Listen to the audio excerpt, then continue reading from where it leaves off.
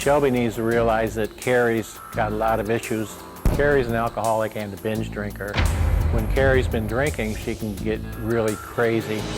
One night, Carie and I started arguing, and she hit me in the head pretty hard. I saw stars.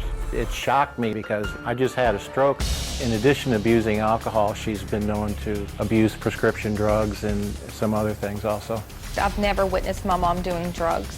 After Carie disappeared, several of Carrie's former co-workers have spotted her in various parts of town. Two of her co-workers went to a park where she had been seen. I was told she was totally incoherent at the time. It's trying to paint a picture that my mom is a crackhead or a prostitute. That idea is absolutely absurd. Right now, there's over $2,000 in my mom's bank account. If she were in the streets strung out on drugs, why hadn't she touched her money? Carie suffers from severe depression. After my stroke, I could see that Carie was overwhelmed. She was growing more distant.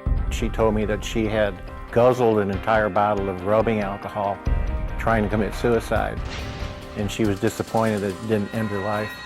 That is not true. My mom was not suicidal. It's very difficult for Shelbie to accept that her mother's gone. She's looking for someone to blame. This is all on Carie. Ed, thank you for Thank you. being here and talking about this. And I know that your wife's missing, and I'm very sorry for that. Sorry for your circumstances. I am for Shelbie's. This is terrible. Yes, it is.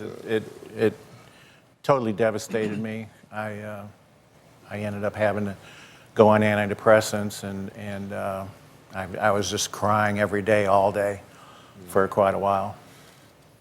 I just want to try and use this platform, the Dr. Phil platform, to bring some attention to this and some bright lights to this. And all I ask of you, and all I ask of you, is just a commitment to work with me to help figure out what happened. I want to emphasize the fact that I'm totally convinced that she's still alive, and she's been seen as recently as a week ago. I know I've talked to 6 different people who have seen her and talked to her.